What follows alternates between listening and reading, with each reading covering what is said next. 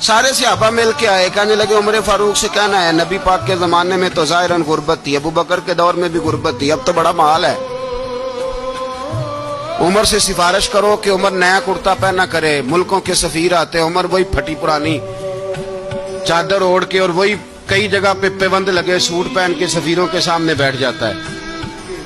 عمر کو مشورہ دو، طے ہو گئی بات۔ سب نے جب مشورہ دے لیا تو سارے کہنے لگے یہ بتاؤ شیر کی مونچھ کو ہاتھ کون لگائے گا؟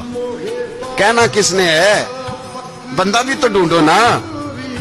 نے کہا جناب میرا یہ خیال ہے کہ مولا علی شیر خدا کہیں گے، کیونکہ جس شخص کی عمر کو سب سے زیادہ حیا کرتے دیکھا وہ شیر خدا مولا علی ہے رضی اللہ تعالی علی کہیں گے، اس لیے کہ جناب علی تو کئی دفعہ جب گفتگو کرتے تھے تو حضرت عمر چپ کر جاتے تھے اور فرماتے تھے علی نہ ہوتا تو میں ہلاک ہو جاتا۔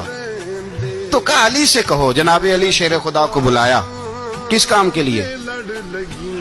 جی اللہ اکبر۔ یہ ذرا اپنے اس دور پہ اس بات کو ذرا لاکا جناب ان سے کہیں کہ زیادہ نہیں، ایک کرتا نیا پہن لے، سفیر آتے ہیں وزیر آتے ہیں تو ایک کرتا نیا پہن لے۔ حضرت علی کو بلایا، فرمانے لگے کوئی اور بات ہوتی تو میں کہہ دیتا، یہ والی میں نہیں کہہ سکتا، کوئی اور ہوتی تو میں عمر کو کئی دفعہ کہہ دیتا ہوں، جلال میں بھی تو سن، یہ والی میں نہیں کہہ سکتا، میں تمہیں ایک مشورہ دیتا ہوں۔ کہ وہ کیا؟ کہنے لگے سیدہ عائشہ صدیقہ سے کہو، وہ مومنوں کی ماں ہیں، عمر ٹالے گا نہیں۔ اماں جی سے جا کے کہا اماں جی نیا کرتا عمر سے کہیں پہن لیں، وزیر آتے ہیں بڑے بڑے لوگ تو چلو کوئی حرج نہیں۔ اماں جی نے کہا اچھا کوئی بات نہیں میں بلا لیتی ہوں۔ جناب عائشہ نے پیغام بھیجا، جب خادم نے کہا نا مصطفیٰ کے گھر سے پیغام آیا ہے تو 20 لوگ بیٹھے تھے، عمر کانپتے ہوئے اٹھے، کانپتے دوڑے۔ حضرت عائشہ پردے میں تھی تو فرماتی ہیں عمر اتحیات کی حالت میں بیٹھ گئے۔ کہا اماں جی دیر تو نہیں ہو گئی مجھے آنے میں؟ کہا نہیں ٹائم پہ آ گئے ہو۔ کس لیے بلایا تھا؟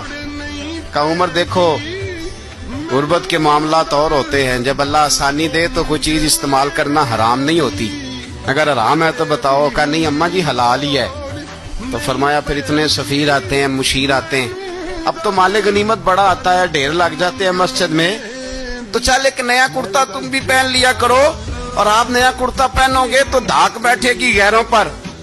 تو صحابہ کا مشورہ ہے کہ آپ نیا لباس پہنے۔ اماں جی کہتی ہے میں نے حکم دیا تو عمر چپ کر گئے، گردن جھک گئی۔